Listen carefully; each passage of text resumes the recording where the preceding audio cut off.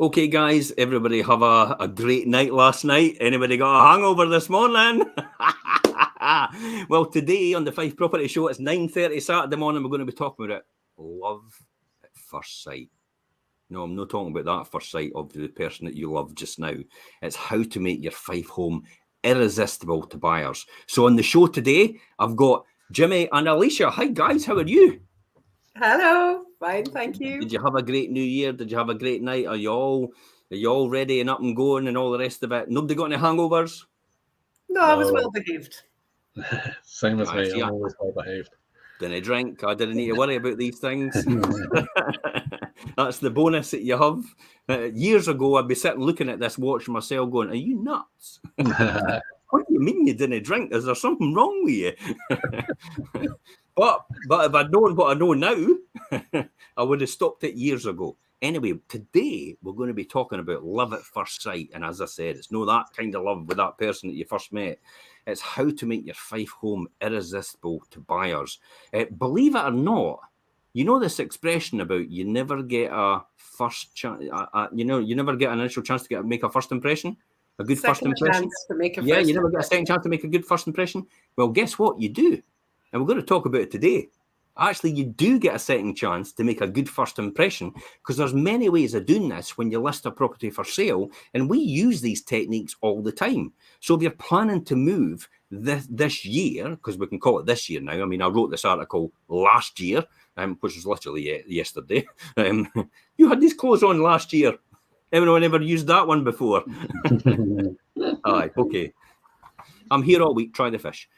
If you are, you'll probably be thinking about getting ready for viewings and how to help buyers fall in love with your home.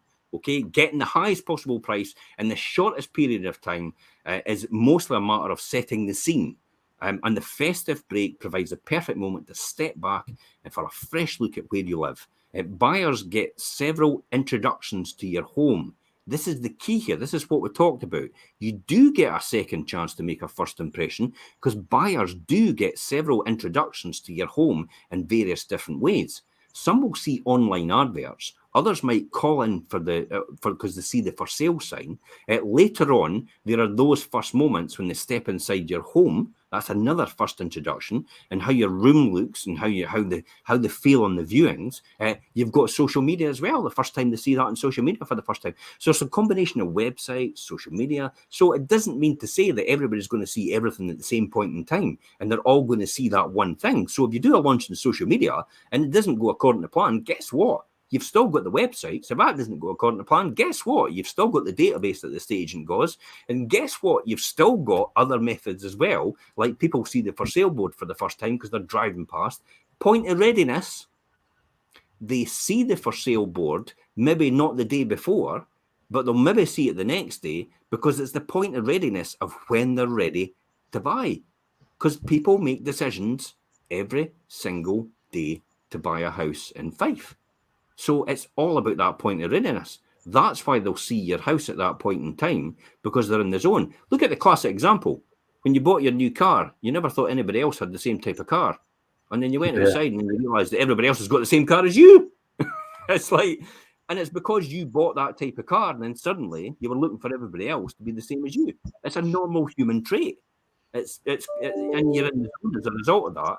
So later on, it's all these first moments and all the rest of it to take that look and buyer introductions to your home, the online adverts, as I said. With that in mind, what we're going to talk about today is how to take that every opportunity and make every opportunity count. And we'll follow each step the buyer takes in getting to know your home so you can hit the market in style for a successful move in 2022. What is the first thing we have to think about, Alicia? Making your home presentable, tidiness. I would say the look of love. Is that an ABC song? To quote Chris Jones, isn't it? That's from the album Lexicon of Love. That's showing my age now. Most buyers see a parade of homes, and when they view one that they feel truly valued by its owner, they pick up on that vibe straight away, don't they? Yeah, I would say a lot of people now, especially when a lot of people moving right now, a lot of people now like to have something that other people don't have, like you say about the car, Jim.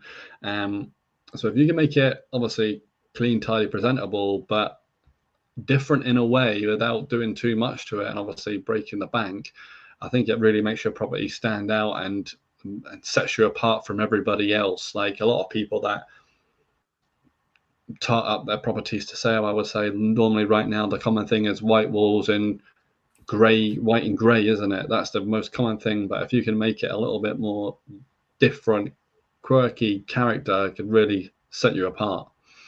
Yeah. So before you order that for sale board, let's get everything sparkling, styled, and spruced up to perfection. Let's talk about style. What's the things about style? What is the things that you could be looking at in terms of style? I mean, mess is distracting, strangely compelling. It hogs all the attention and makes the rooms look small. It could leave your home looking in poor value among the competition. And these simple tasks. So, what are the simple tasks, Alycia, that they can keep ready for your viewings every day and keep your morning routine clear? I mean, what are the simple tasks you could be doing? Do the washing up. Yep. Anything else? Oh my goodness, yeah, there's loads, put the toys away, get rid of all the paperwork that you have lying around the house. Yeah.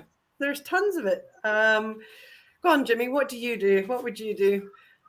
For me, I would probably say it's emptying bins and laundry would probably be another one, as I see a lot of as well. I tell you what, there's an amazing amount of people that actually just leave their socks lying about and stuff like that. I mean, I've had worse, and I've genuinely had to pick it up or push it under the bed so nobody would see it, because I knew it would put the viewer off straight away. So I've gone and tidied a house top to bottom when I've turned up maybe 20 minutes earlier to make sure that's all right. I mean, a bonus tip here: buyers will recognise and remember your home easier when your rooms look in the same person as they actually do online. So if you're planning on moving or removing furniture, do it before your photos are taken. So make sure it's exactly what you see on the tin. I've had it before, and when people come round and say, and it's not our houses to do that with, believe it or not, they actually say, I kind of, I've often had I would say I've often had the praise, where somebody's come round and says, actually, this actually looks like the photographs that you've taken online. And the property I've been to before with another agent is actually nothing like the photos I saw online. I've often had that. So it is one thing that'll get a buyer bent out of shape, isn't it? It's like, they'll just get a wee bit annoyed about it. And it's just another thing to frustrate the sale, isn't it? Yeah, I have that quite a lot actually. When I meet people, they say if they're coming on for sale, I'll ask them, try and get a feel of what they're looking for, and I ask them what they've viewed so I can get an idea. It gives me a good picture of it, and they say, I've seen this, but this was wrong, and didn't nothing like the pictures. But I think that's where we have the advantage with. We've got a photographer that takes professional and takes amazing photos, but also our video walkthroughs, panning around the rooms. Sometimes we even pace out if it's a big garden and stuff like that. So you get real life feedback, not just a computer feedback. This is human touch and feel when we're doing our video walkthroughs, which stands us apart, I think. Yeah, but sparkles as well. I mean, the sparkle is a classic example as well. The rooms can smell and look clean. They actually suggest proud owners. They actually suggest that somebody actually looks after you, and it gives that potential buyer more confidence in making an offer. How does your home score? I mean, what's the things that we need to look at in terms of the sparkle? I mean, what would we look at? I would say, well, go on, Alycia, what would you say? Well, I was going to say clean your windows. Yeah. Because especially since, we take the time and effort to make sure that those photos that we were talking about earlier are always taken on a good day to allow for the best natural light.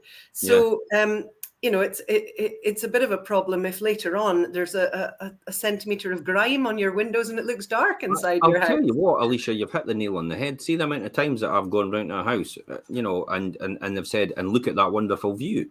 And all I could see is a dirty window. And the first thing I say to them is like, I would probably get that cleaned.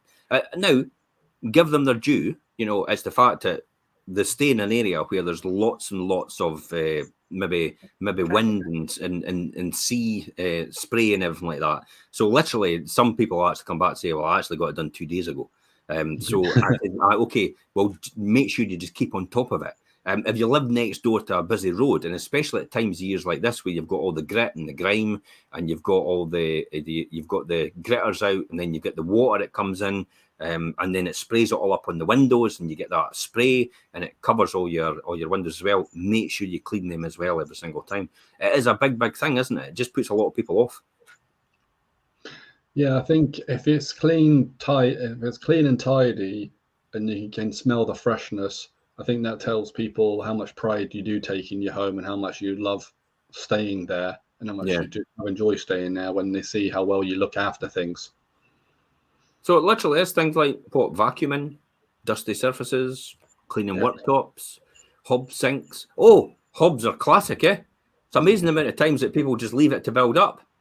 And you look at it and you think, oh, no, because I mean, the kitchen looks brand new, but then you look at the hob and you think, oh, no, you're joking. Top tip for stainless steel. If you're having problems getting stainless steel looking sparkling, just take some kitchen roll, some baby oil, just a wee amount of baby oil, clean your top, rub it on your stainless steel fixtures, and you'll take all the marks away, and it'll look pristine. It actually looks pristine. That's a cleaner's tip from years and years ago of doing property refurbs. It's a simple thing, but I tell you what, and plus the fact as well, when people smell baby oil, what does it connect with? Joy and happiness.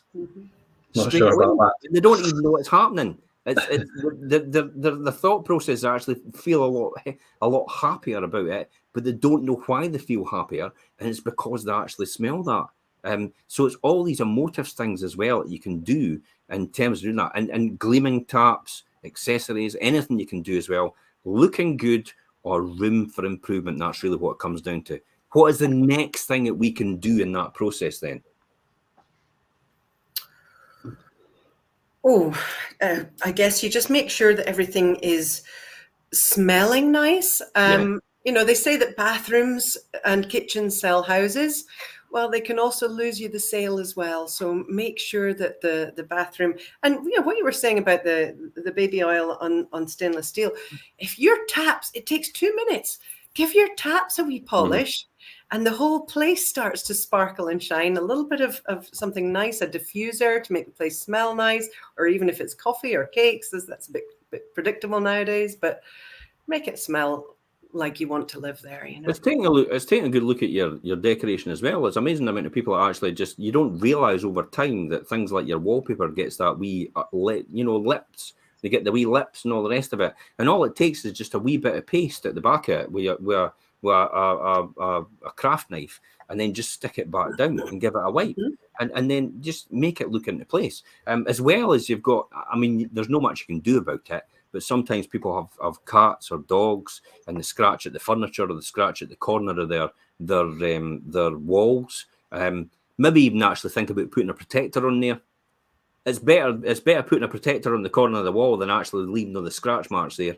That's what I would think. It's maybe even better if you've got a really poor door, either replace it or put a bit of paneling on it and then paint it. Just to cover these scratches. That's another thing you can do in terms of doing it. Take a really good look at your fixtures, your fittings, your decoration. Again, unfinished wobbly furniture, another classic example. Screws. Yeah. Anything with a loose screw. Bet your life that your viewer will find the one thing, the one handrail, the one chair, the one thing in your house that's a wee bit wobbly. Handle comes off in your hand. Yeah. It's like, and then the person says, oh, I was meaning to fix that. And I'm like, oh, no, you should have fixed that way before then. So these are all the things that actually we go around and actually look at when we're going around. Because there's often somebody says, right, I'm ready to sell. Right, okay, let's take a walk around and make sure everything's in place first.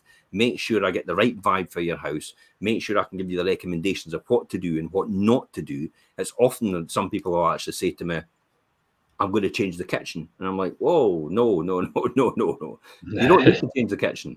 The kitchen's fine. The rest of your house is needing completely gutted anyway. So changing the kitchen is not going to make any difference. And that's actually one that we've got coming on now. It will take a lot of money to actually really improve it. They know that anyway. And I said, look, don't change anything. Just clear it out, empty shell, renovation project, and that'll be coming on soon, and sell a dike. So watch out for that one, folks. That'll be coming on the next week. So a good estate will make helpful recommendations over what to prioritise. So remember to show them the list when you invite them round in that process. Optimising online adverts. 9 times out of 10, potential buyers' first impression of your home will definitely be online, and probably on their phone as well. This is key for everything. If you do not have an agent, it actually adapts everything to a phone, because 60 to 70% of your market are watching on here. Having a wee tiny screen here to show, and what is that? Because everybody holds their phone like that, so they don't turn it like that, really. They just put it like that. So they'll just see a square, whereas that's why we record in full blown like that when we go around the property, for that very reason.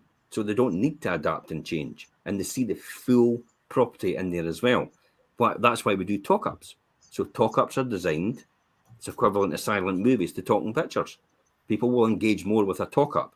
So making sure your people are, when they're on their phone, so photos are hugely important, and how you can catch somebody's eye and stop them scrolling by. This is essential. If you can fill this completely, rather than actually being a tiny wee thing on social media, a block, and you've got top and bottom where there's opportunities for somebody to jump in and steal your thunder, effectively, because you're in a list of everybody else trying to get information and trying to get their attention to stay on your property. But if you surround this whole screen with your property, which is what we do, then you've got a captive audience straight away. So get your photos right as a team effort for you, your agent. Let them know you have a favourite angle in a particular room. If you think that works for you and you've got a favourite angle in a particular room, then please, by all means, tell your estate agent that. That's definitely one of the key things. Whether it's a street view or a wonderful living space, you should always lead with the biggest and best shot. Keep the arty close-ups for later in the image gallery. It's that you only see one photograph on here at a time, don't you? Yeah. And that's effectively it. So it's got to be a winner from the off. It's got to be something that's going to be compelling enough to actually get you to click through. Hence the reason why we use video, because video will get you a click through more than it does pictures. Pictures can come later on the actual listing when they click through for the link. The video is more engaging in the process. Plus, you get pushed out to a wider audience on a social reach because you get rewarded for using video on these platforms. Then you get downgraded for using photographs. So it's a big, big thing about using video. 10-point photography checklist to ensure that your online advert truly stands out from the crowd. Let's give them 10 points. Jimmy, what's your thoughts on the 10 points? What ones can you think of? Well, I would say open curtains to fully expose the windows and natural light. That's perfect. Key. Excellent one. Alycia, what about you? Likewise, on windows, make sure that all your blinds are at the same level. Yeah. I would say things like couches, plump up the cushions and stuff like that. Mm-hmm. That's a good one. Jimmy? I would say laundry in the baskets, as we've already said. So like clothes in the wardrobe, towels and robes on the hooks. Yeah. Or if you can get your wardrobe, your robes or your dressing gowns away as well, that would be great, because if you have them all hanging on the backs of doors, then sometimes it just cramps up the room a little bit. So if you need to chuck it in, does. I tell you what, as well though, when you have them hanging in the back of the door and you have your whole wardrobe hanging in the back of the door, you struggle to actually you struggle to open the door, and you often struggle to actually close a cupboard door. So when you actually open the cupboard door, you end up struggling to close it again, and it's kind of off-putting for the person in there because it keeps opening up again. So I would actually go a wee bit further and say make sure that's all under control. Make beds and pillows. Big thing for me, creases in bed covers. Oh, geez, it's just how could somebody not make their bed? And I know for people that's lived in, but remember, I am 25% of the audience, because there's 4 different audience types in the process. There's 4 different people types. And I am 25% of that. The 75% will be fine with that, but there's 25% of your audience that won't be fine with that. And the key is to actually tick the boxes of all 4 groups so you can have the best start to your property. So clear away any unglamorous kitchen or bathroom products. Probably a classic is things like domestic bleach bottles. Just stick them a wee bit more behind the stack on or put them in the cupboards. What else have we got, Alycia? Declutter all the surfaces. Mhm. Your tables, worktops, get your desks free of excess clutter. Maybe, especially with worktops, keep out some well-chosen lifestyle accessories that just give I that. like maybe coffee machines. Mhm. Yeah, coffee machines and some, exclusive product. What other ones have we got? Juicers? Yeah, juicers would be a good one as well. Eh? So there's a lot of other things as well. Jimmy, what other things that you're thinking of? I would say for me, show as much sort of like of the floor as possible. So you're just showing the floor space of the property, and try and get like for myself and my property in the lounge, we still have quite a bit of Zara's toys in here. But if I was coming to sell, I'll probably put most of them in our room, so it's showing the size of the lounge diner that we have. Do you think maybe get a big toy basket so you can just chuck them all in and maybe chuck it at the back of the couch? Yeah, we would, but to be honest, if I was selling my house, we got an enormous sofa. I'd probably take even away one of the it's a corner sofa. I'd take one of the way of the pieces, because it takes up quite a lot of the room, and put it somewhere else if I could. But just maximizing the floor space, because I think most people right now are looking for more space, so it's key to show that. Space is a big thing, and where people can see where they can actually put all their furniture is a big thing as well, isn't it? I would actually, I like when I walk into a room and possibly it's got, a lot of people like fireplaces, but sometimes I don't like the freestanding ones. I think it's actually better to actually take that away if it looks right. Then just take that away, and actually, because it gives people more options about where they can put their furniture on the walls. Whereas if you put a freestanding one there, it completely obliterates that wall. So it takes more explaining to do. It might look the part, but it's just another thought on what you could do. I'm not saying do it for definite. I'm just saying it is a thought on what you could do. Probably phone chargers as well, cables, extension cables are classic, isn't it? In bedrooms and stuff like that. Home offices. All these different things with everybody working from home now. Walk into one of my rooms and you've got light and you've got green screens, you've got cables everywhere. This is literally, this is a newsroom, but I tell you what, it's a midden as well. Jim, what that does is tell the buyer that there aren't enough plug sockets in your house. Mm-hmm. You don't want to be telling your buyers that, so get rid of all the extension cables, and that way it will probably never enter someone's head. Yeah, and probably finally just vacuum dust before the photos are taken and regularly afterwards, I suppose. It's not the end of the world. I say it to a lot of people because they say, I've no dust in my house. And I'm like, well, it's not the end of the world. You're not going to see it in a photograph. But just make sure the main things are out that you can't see. If worst comes to worst, if there is something that you need to move, but you can't move it just now, we can edit that out in the process and actually take that out on in the short term. And because it is a movable item. If it's a fixture, you can't edit that out. But if it's a movable item, you can edit out the photograph and you can move it later. That's what I would say. So taking care of all these little details makes a massive difference in turning the average photograph into a completely arresting one. It's something that's going to stop someone in their tracks and think, wow, I need to go and see that house. Remember, the object of the exercise of the photographs, the object of the exercise of the video is to get somebody to inquire or click through to the next stage. It's not to get them to buy your house there and then. Now, I'll qualify that by saying often we've actually got people to buy their house there and then without walking in the door. And then it's gone through perfectly well. And they walked in the door when they got the keys. And that does happen now for us because the way we do things, because literally a lot of people actually say what we're doing is we're taking them, they're doing the walkthrough as they would do it themselves. in a first-person perspective, more or less. I had a viewing on Wednesday with a lady.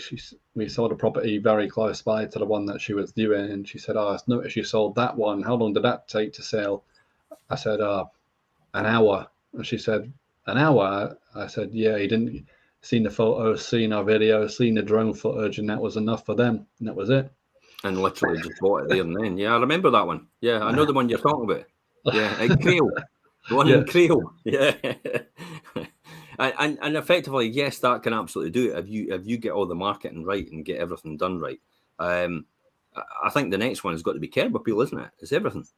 I mean, that is the ultimate first impression, isn't it? You know, when you walk to the door and you see the curb appeal.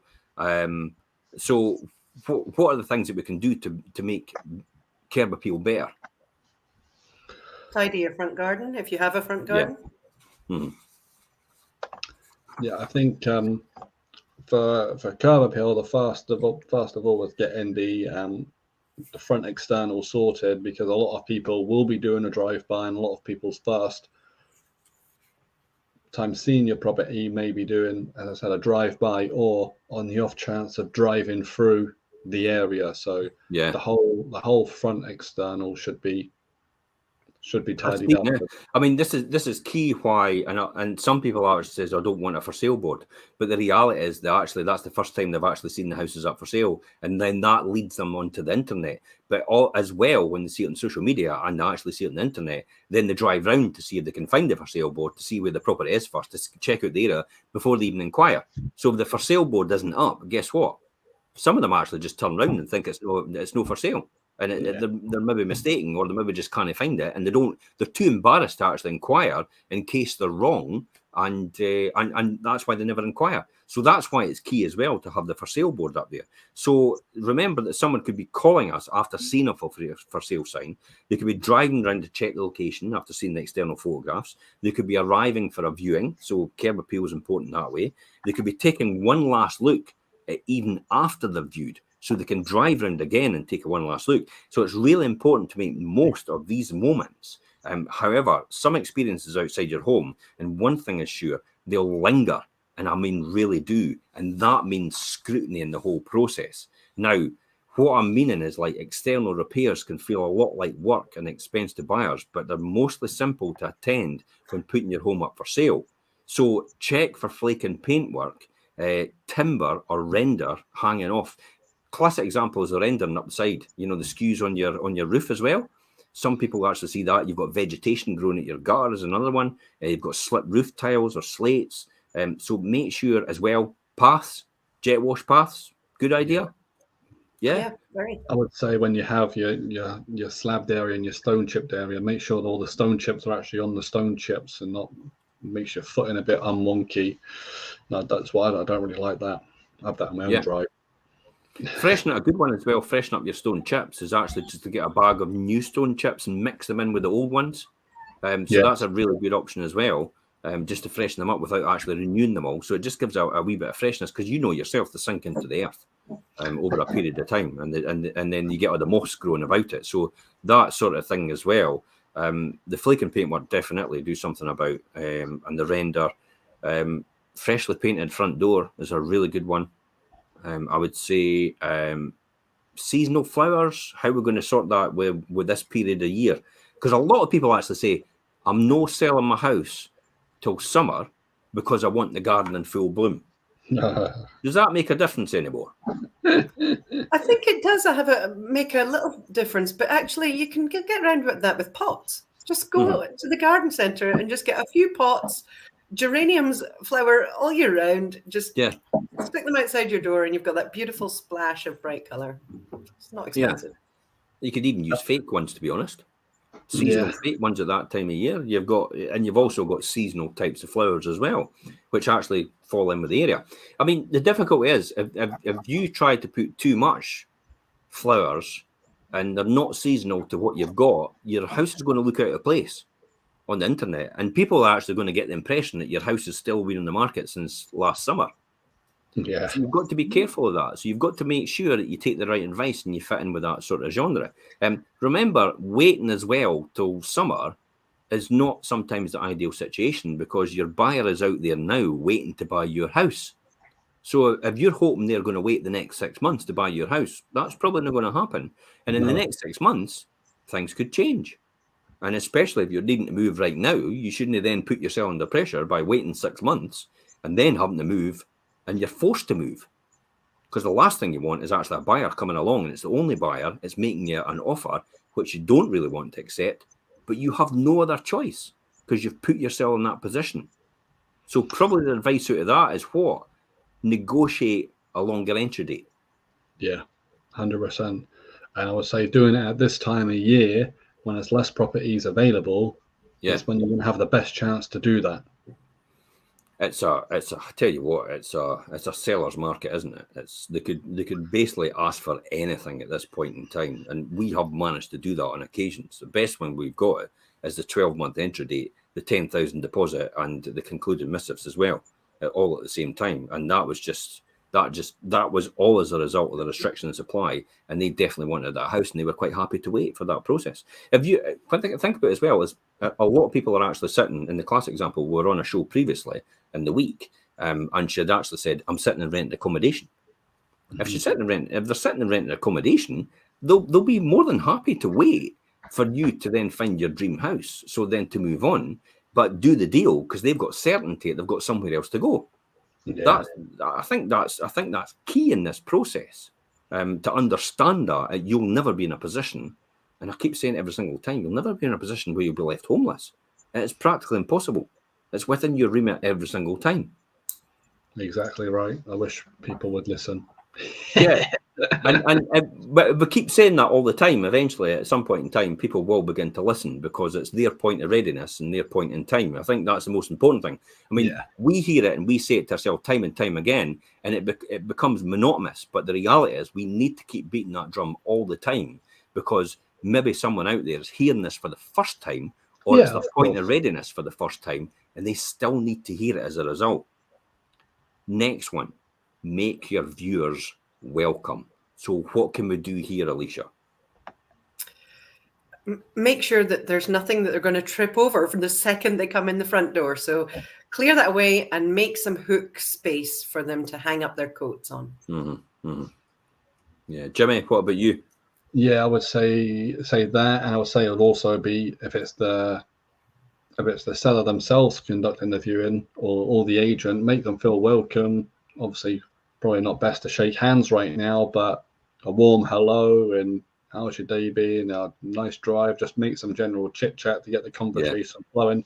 Try and get the viewer to give their guard down, get them to open up and feel comfortable, like it's their own home they're viewing, would be the best thing. And then after that would obviously be what Alicia's saying, and let them feel welcome and make it an easy process for them. Here's my biggest one when you walk in the door: stinky shoes. It's amazing the amount of times that the trainers are lying at the front door from the kids, and they're absolutely bogging, literally. And so it's the best thing is to get them locked up somewhere, get rid of them somewhere, and then go out there and do that. So definitely, I would say stinky shoes is a big one.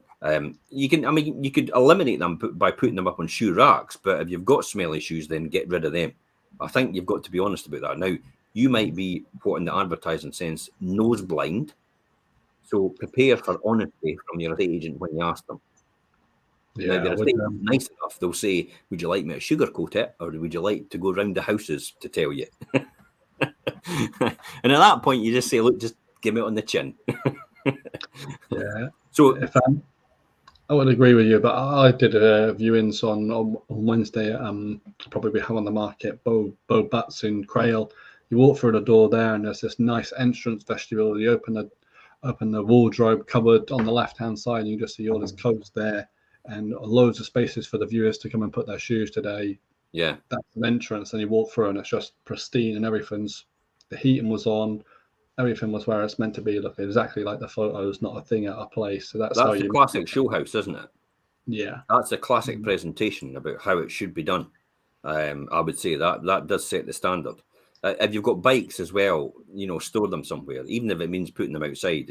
I know you want to keep them inside, possibly, because maybe somebody's in a flat or something like that, and it's the only place they can put them. But for just a short term, pop them out the back door somewhere, or put them somewhere where they're out of sight. I mean, definitely.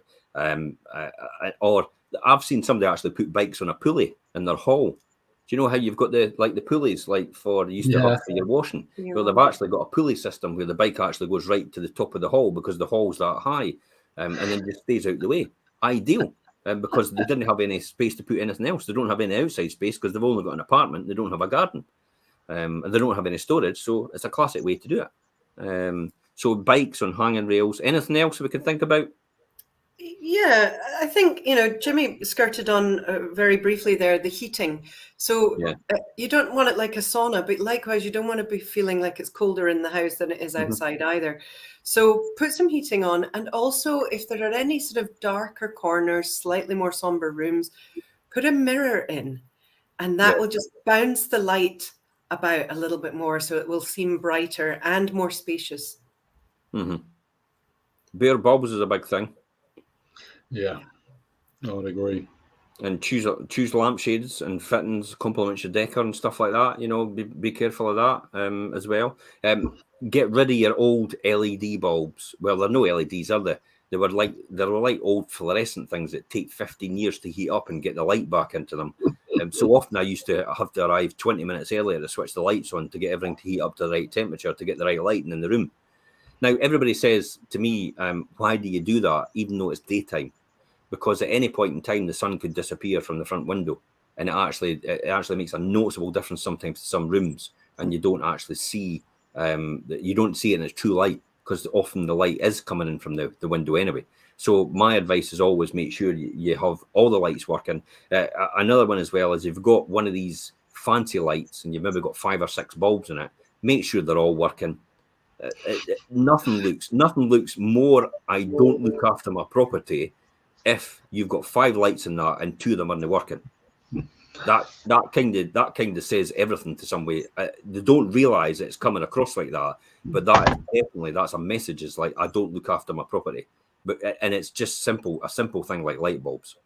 And it's coming back to the car. When you used to go to see a car, they used to say for every one fault you can't see another 2 in the car. That's probably the same mentality, and I think a lot of people still think like that. Yeah. So definitely that.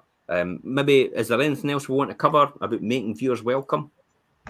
I'd probably just say like a doormat and clean floors. I would say that's because if people come in, most likely to take their shoes off as soon as they come in, first thing they're looking at is the doormat and the floors. Now, my best advice is yes, absolutely right. Now, it won't come across as being rude or cheeky, because some people actually look at it like that when people say, could you take your shoes off?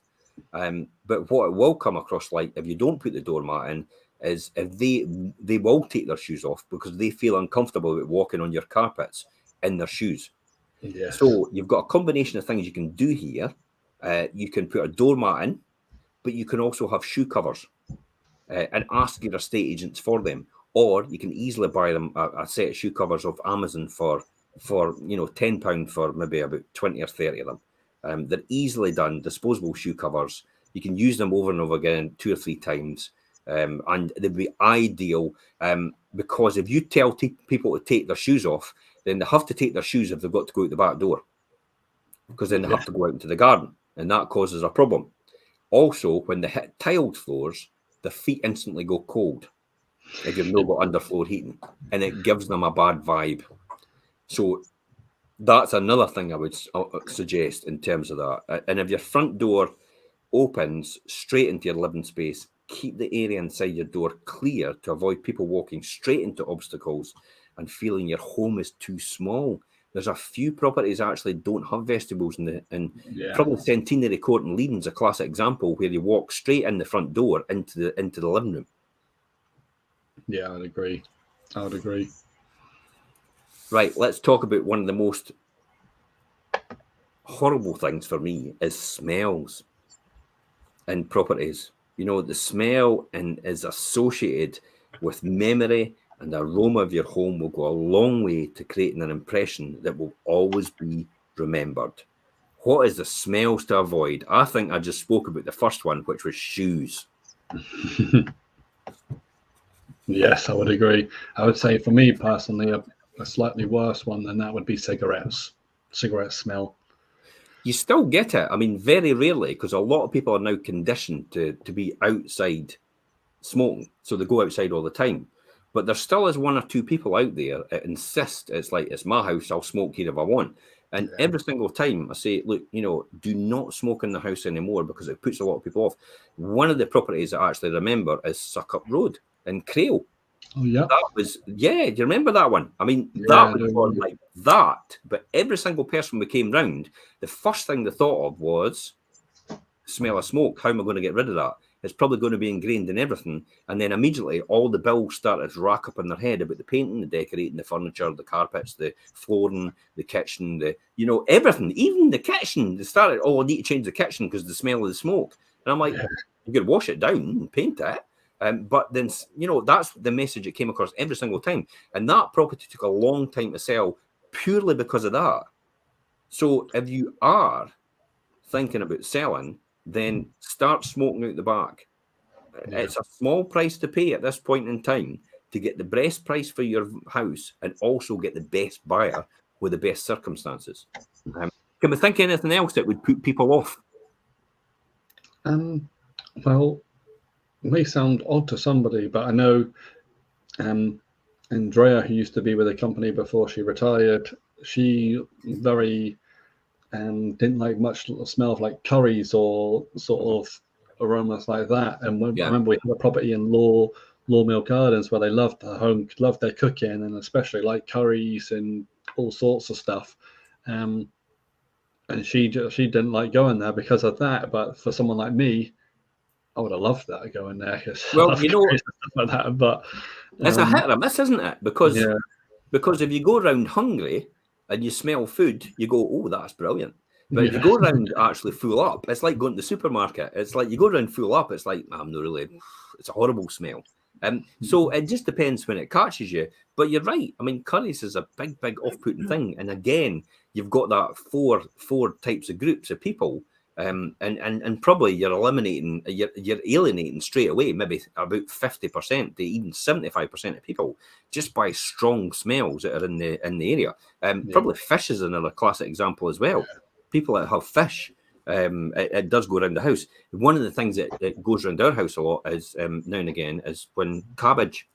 So we keep the kitchen door closed all the time. The smell of cabbage after you're cooking it, and broccoli as well, if you overcook it. It just goes, it stinks. So I think that's another as well. What's the other one? The obvious one. I think in our house it would be pets. Yeah. You know, we've got a couple of dogs, and once they've been out down by the sea, they come back, they're soaking wet, and wet dog fur really does not smell nice. So you just got to be a bit aware. Everyone who loves their animals seems to think that everyone else will love their animals too. It's just simply not true. And probably if you're doing viewings as well, if you've opted to do viewings yourself, then if you do have pets, put them somewhere where they'll no jump on anybody. Yeah. Because it is a classic. I mean, I know you love your pet, and we love your pet as well, because I love it. I mean, people say, oh God, I'm not wanting them to jump up on you. And I was like, oh, bring them in. It's like, I want to see them. And it's like, I love dogs and cats and all the rest of it. I love meeting the pets. And that's just genuine, because I like meeting them. And they're going about, what about the hair on your jacket and your trousers and everything? I'm fine with that now, because I've got something in my car that takes it off. But to a viewer, it's a no-no. Definitely not. So pets is a big thing as well. So next door neighbour, possibly? Yeah, they could be, especially if they've got disputes going on, especially if they've done what I would probably say extensions or something like that, which is they've not totally agreed with. Yeah. That could always, or parking would probably be a big one if you don't have off-street parking. Who's parking outside their door or whatever?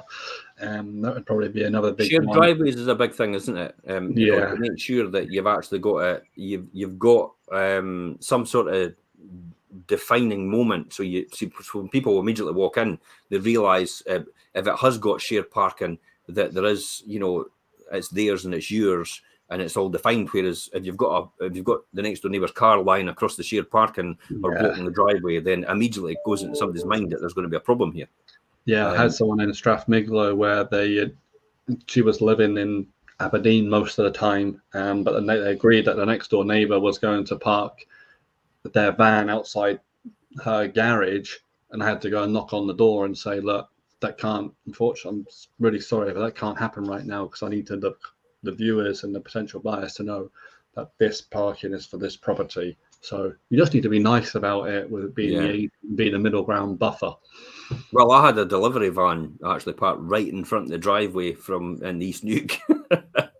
And I was like, oh, what am I meant to do with that? And he was I was really nice about it, and I went over and says, look, I'm just about to do a viewing. Is there any chance? And he went, no bother, pal.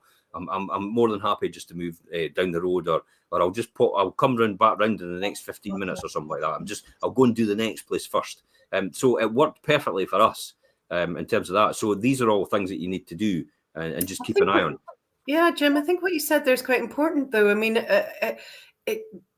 your neighbours are absolutely vital in this sales process, because they can make it go well or they can make it go badly. And I think there used to be an obligation to say if you had fallen out with your neighbour. Just make sure that you have them on side before. Classic example as well is your neighbour's garden, because you don't see it during the day because you've got a high enough fence, but when you go up to the upstairs bedroom and somebody looks out, what does it look like? I think that's another thing to think about. Anyway, coming back to smells, more important than anything else, the air feels fresh. That is really a big thing. I would encourage the natural airflow by keeping all the interior doors open during the day, while maybe a window locked slightly ajar will ensure a trickle of fresh air in. Remember to also baking fresh bread, roasting coffee beans are wonderfully or aromatic, and you might find them a bit much to add to your morning routine, and there's far less work and effort effective in a single vase of maybe freshly cut flowers from the forest, not the petrol station. Fill your home with seasonal fragrance as well. Classic examples is the maybe cinnamon at this time of year, maybe Christmas smells, cherries, I don't know, whatever seasonal. Elaine gets it all the time. She gets all these different things. Oh, right, okay, it's obviously Christmas because this one's come back out now. And all the scented candles, it makes a huge difference to everything. So you can get all these things from, I think it's what's the candle company that does everything? The big candle. Yankee? Yankee candles. I mean, I tell you what, they're pricey, but their aroma and the underlying smell is absolutely wonderful. It is really high quality, strong scent. So you just need to have it open for a wee time and the whole house gets filled with it. Remember as well, one of the most important scents is probably lavender for me. Lavender is key because most people are programmed from the fabric softener adverts. Lavender is immediately associated with fresh because that's what they do every single time when they show an advert. So that's what, when you think about Febreze, look at what Febreze conditions into you every single time. Spraying the lavender or the Febreze around the room immediately associates on the advert, and in your mind, because they've programmed you like this, that as soon as you smell that smell, your house is fresh and it's clean and tidy. There's a natural association. It's clean and tidy, even with that smell. Even if it's not clean and tidy, work that one out. It's a conflict. I know, but it's genuinely true. I use it a lot of times when I do viewings for rental properties in the past. I used to use it all the time. And also, when we used to do the asset management repossession properties as well, they used to put them at the back of all the doors. Just a simple peel lavender gel packs. They put them at the back of the doors. You get them at Home Bargains, maybe about 3 or 4 of them for 75 pence, and they do the job wonderfully. Just hide them out of sight at the bottom of the radiators, behind the curtains, or maybe behind the door or something like that. And they're ideal. They do the job perfectly as you walk in the door. They give you that instant hit and that instant smell as you walk in. Is there anything else that we could do in terms of the smells or anything like that? We could, any top tips that anybody else has got? No, I think you pretty much covered it all. I would say the one that I like is the fresh baked bacon. That's really a key thing for me that I really think makes a difference when coming into a home. You could possibly, I mean, you could possibly even nip down to the local supermarket and get these you bake them later on. So they're obviously pre-made. You stick them in the oven and you bake them. And it's a quick way to do it. To get that, rather than actually, because I mean, the first impression you get is like, God, I'll be kneading dough for the next 15, 20 minutes in order to get this prepared and putting in the yeast and waiting for it to rise. And it's like, no, nip down to the supermarket, get the bread, stick it in the oven, and get the aroma right throughout the house. The coffee beans, classic example, crush some coffee, put it in a cup, just put pour hot water on it and let the aroma fill the room with the coffee scent as well. Reed diffusers, again, as I said, candles, scented back in the background, ideal for the whole process. And just in case of emergencies, you never know, just in case of emergencies, always keep an air freshener. Just handy, just in case. There's a few times that I've actually had to reach for the air freshener because you never know what could happen. Final words, guys, on this. What's your, final words, final advice on what to do this? This is, at the end of the day, this is all about love at first sight for the home, how to make your Fife home irresistible to buyers. What is the one thing that you would think of, Jimmy, that somebody could do? The one thing that I think what I would be doing most important thing. I would say that's a hard one. So it all rolls into one. Yeah, but if you were to do one thing and you had a choice of one thing, what would it be? For me personally, I would say it would be the external, the whole external of the house, the outside space in this current climate. Curb appeal. Yeah, curb appeal at the front. Curb appeal's everything. Alycia, what about yourself? Well, that having been said, doesn't matter whether you have fabulous furniture or not, make sure your house is clean and tidy. Yeah. And for me, it's got to be the smells. That's the thing for me. It sells everything. It is genuinely, as soon as you walk in the door, combined with the warmth. People can see, and it's like, I think you said it, Alycia, if your house is too hot, it makes people feel uncomfortable. So just to get your house at the right temperature, so they get that feeling when they walk in the door, they get that slight warmth as they hit in the door. They get hit with that diffuser smell of maybe cinnamon or vanilla or lavender or something like that. And then it all rolls in with the curb appeal and then also the clean and tidy. And wow, somebody's just found their dream home. It's happened. And that's how to make it magic. Any more advice, guys, please feel free to contact us direct on this post. More than happy to do that. People form multiple first impressions when viewing your home. Each one works in harmony with the next. This is the key here. This is what we've just explained, because everybody has a different opinion. Notice how Jimmy said curb appeal. Notice how you said clean and tidy. Notice how I said smell. So we are actually different types of people and different types of groups in terms of what we respond to. And that's the key here. So it takes a multitude of different things to line up in a row in order to make that one thing happen, to get that person to make that outstanding offer you cannot refuse and agree to the terms that you want them to agree to. And that is the entry date. That is the time that they'll have to wait for it. That is also maybe the concluded missives immediately. That is maybe a refundable deposit, as a non-refundable deposit taken as well. That's key here. And that's it, guys. And everybody have a happy new year, because hopefully everybody's recovered from last night, and all the best for 2022. Bye-bye for now. Enjoy, guys. Thank you. Bye.